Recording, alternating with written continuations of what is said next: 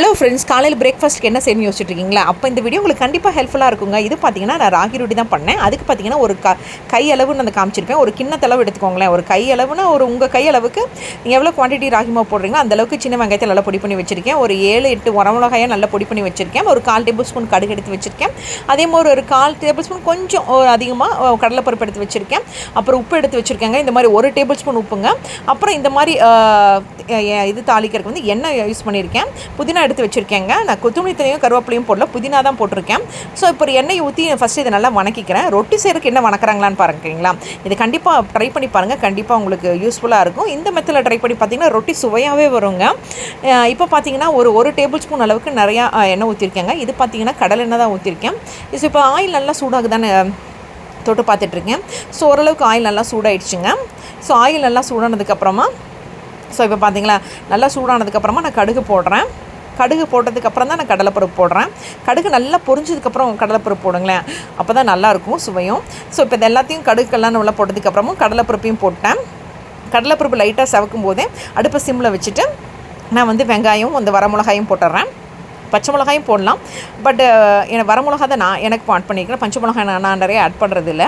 So இந்த வரமிளகாயும் போட்டு நான் நல்லா வதக்கிக்கிறேன். ஸோ இது நல்லா வதங்கினதுக்காக நான் வந்து உப்பு ஆட் பண்ணிக்கிறேன். இது பார்த்திங்கன்னா பிங்க் சால்ட்டு தான் 1 டேபிள் ஸ்பூன் எடுத்து வச்சுருக்கேங்க. ஸோ நீங்கள் எந்த மாவு எடுத்துக்கிறீங்களோ, எந்த கப்பளவுக்கு மாவு எடுத்துக்கிறீங்களோ அதுக்கு தகுந்த மாதிரி உப்பு எடுத்துக்கோங்க. ஃபஸ்ட்டு கம்மியாகவே போட்டுட்டு அதுக்கப்புறமா கூட நீங்கள் ஆட் பண்ணிக்கலாம். ஸோ இப்போ இதெல்லாம் போட்டு நல்லா வணக்கி விட்டுட்டு போடுங்களேன். பொதுவாக நம்ம ரொட்டி செய்கிறக்கு மாவோடு போட்டு இதெல்லாம் போட்டு அப்படியே ராவாக போடுவோம். பட் வணக்கி விட்டுட்டு போட்டிங்கன்னா கொஞ்சம் சுவையாக இருக்குங்க. ஸோ அதுக்கு என்னெல்லாம் போட்டு வதக்குறாங்கிறத உங்களுக்கு இப்போ காமிச்சிட்ருக்கேன். ஸோ இப்போ இதெல்லாம் போட்டதுக்கப்புறமா நான் புதினா தலையும் ஆட் பண்ணி போட்டேங்க. புதினா தலையை நல்லா சிசரில் கட் பண்ணி தான் வச்சுருந்தேன். ஸோ அதையும் நல்லா போட்டுட்டேன். ஸோ இந்த புதினா நல்லா வணக்கவே நல்லா ஃப்ரை பண்ணவே நல்லா வாசனையாக இருந்தது. ஸோ இது நல்லாவே இந்த நான் ஃப்ரை பண்ணிவிட்டேன். ஸோ அது நல்லா 2 நிமிஷம் இந்த பச்சை வாசனை போட்டதுக்கப்புறமா அடுப்பை ஆஃப் பண்ணிவிட்டு நான் ராகி மாவு ஆட் பண்ணேங்க.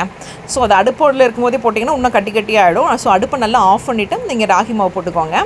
ஸோ அந்த ராகி மாவை போட்டுட்டு அந்த கரண்டிலேயே போட்டு நீங்கள் வந்து இது பண்ணுங்கள். ஸோ மறக்காமல் அடுப்பை ஆஃப் பண்ணிவிட்டு பண்ணுங்கள், இல்லைன்னா மாவு ஒரு மாதிரி கட்டி ஆகிடும். ஸோ இதை நல்லா போட்டுட்டு நல்லா மிக்ஸ் பண்ணிக்கோங்க. ஸோ ராகி மாவையும் போட்டு அந்த ஆனியன்ஸ் இதெல்லாம் வரும்போது நல்லா மிக்ஸ் பண்ணிவிட்டு அதுக்கப்புறமா தண்ணி ஊற்றி நீங்கள் மிக்ஸ் பண்ணிட்டீங்கன்னா ரெடி. ஸோ ராகி மாவு போட்டு ஒரு 2 நிமிஷம் நல்லா அதோட மிக்ஸ் பண்ணுங்கள். அந்த வெங்காயம் வரமிளகா புதினாவோட நல்லா மிக்ஸ் ஆகிருக்கணும் மாவு. அந்த கலரே லைட்டாக மாறுது பாருங்களேன், அந்த சூட்டோட கலர்னால. ஸோ இது எல்லாத்தையும் நல்லா மிக்ஸ் பண்ணதுக்கப்புறமா இப்போ நான் வந்து தண்ணி எடுத்து ஊற்ற போகிறேன். இந்த தண்ணி பார்த்திங்கன்னா இந்த இதில் வந்து பார்த்திங்கன்னா இந்த மீடியம் சைஸு கிளாஸில் பார்த்திங்கன்னா ஒரு கிளாஸ் அளவு தண்ணி எடுத்து ஊற்றிருக்கேங்க. ஸோ அதை நல்லா ஊற்றி நமக்கு அந்த ரொட்டி மாவு தட்டுற அளவுக்கு பதத்துக்கு இருக்கணுங்க. ஒரு மாதிரி இலகனமாக இருக்கணும், ரொம்ப கெட்டியாக இருக்கக்கூடாது. ஸோ அந்தளவுக்கு நான் மாவு ரெடி பண்ணி வச்சுருக்கேன். ஸோ இந்த மாவு ரெடி பண்ணி வச்சதுக்கப்புறமா லைட்டாக வந்து நம்ம யூஸ் பண்ணுற எண்ணெயை போட்டு வச்சுருக்கேன். அப்போ அது கொஞ்சம் மாவு ட்ரை ஆகாமல் இருக்கும் இல்லைங்களா. இது நீங்கள் உடனே பண்ணலாம், கொஞ்ச நேரம் ஊறணுங்கிற அவசியமெலாம் இல்லை. ஸோ இது உடனே பண்ணி நீங்கள் உடனே சாப்பிட்டிங்கன்னா சூப்பராக இருக்கும். இப்போ பாருங்களேன், மாவு நல்லா பிணைஞ்சு எண்ணெயெல்லாம் போட்டு சூப்பராக ரெடி பண்ணி வச்சுட்டேன். ஸோ இப்போது ஒரு தோசைக்கல் எடுத்து வச்சுருக்கேன், சப்பாத்திக்கல் எடுத்து வச்சுருக்கேன். ஸோ இப்போ எடுத்து நம்ம லைட்டாக தட்டி சாப்பிட்டோம்னா தட்டி சாப்பிட்டோன்னு தெரியாமல் சொல்லிட்டேன். தட்டி எடுத்து போட்டு கொஞ்ச நேரம் கழித்து திருப்பி போட்டு எடுத்திங்கன்னா ராகி ரொட்டி ரெடி ஆகிடும். அது எப்படி தட்டுறங்கிறது காட்டுறேன். சில பேர் இலையில் தட்டுவாங்க, சில பேர் அந்த பாலித்தீன் கவரில் தட்டுவாங்க.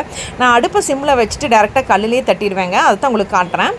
ஸோ இது பழக்கம் இருக்கவங்களுக்கு ஈஸியாக வரும் இல்லைங்களா, அதனால தான். ஸோ இப்போ வீடியோ எடுக்க முடியல. ஸோ இப்போ இதை 2 நிமிஷம் அதான் உங்களுக்கு காமிச்சிட்டு இப்படி காமிக்கிறேன்.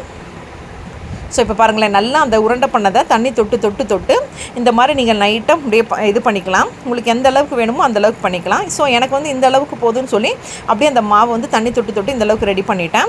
ஸோ அதை நான் மாவு நல்லா ரெடி பண்ணதுக்கப்புறம் ஆஸ் யூஷுவல் பார்த்திங்கன்னா நம்ம ஊற்றுவோம் பார்த்திங்களா தோசைக்கலாம், அதே மாதிரி இதே எண்ணெயெல்லாம் ஊற்றி நீங்கள் 2 நிமிஷம் கழித்து நல்லா இந்த இதெல்லாம் வெந்து வர வரைக்கும் வெயிட் பண்ணுங்க. உடனே திருப்பிடாதீங்க.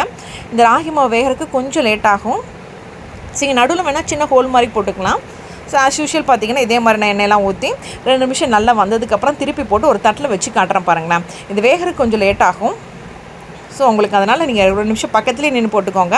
ஸோ இப்போ பார்த்தீங்கன்னா ஆல்மோஸ்ட் ரெடி ஆகிடுச்சுங்க. ஸோ பக்கத்துலேயே நின்று வேகிற வரைக்கும் வெயிட் பண்ணுங்கள். ஸோ இப்போ பாருங்கள், நானும் பக்கத்துலேயே நின்று 2 பக்கம் திருப்பி போட்டு சூப்பராக ரெடி பண்ணிட்டேன். ஸோ காலையில் பிரேக்ஃபாஸ்ட்டுக்கு சூப்பரான ஹெல்த்தியான ராகி ரொட்டி ரெடி ஆகிடுச்சுங்க. ஸோ இது பார்த்திங்கன்னா அந்த கடலைப்பருப்போடு சாப்பிடும்போது நல்லா கிறிஸ்பியாகவும் ராகி மாவு நல்லா வதக்கிட்டு போட்டனால நல்லா சாஃப்ட்டாகவும் இருந்துச்சுங்க. அந்த உள்ள இன்க்ரீடியன்ஸோடு சாப்பிடும்போது காலையில் பிரேக்ஃபாஸ்ட்டுக்கு இது கூட எந்த சட்னியும் மேட்ச் பண்ணி சாப்பிடுங்க, சூப்பராக இருக்கும். உங்கள் வீட்டில் உங்களுக்கு கொடுத்து ட்ரை பண்ணுங்கள். தேங்க்யூ.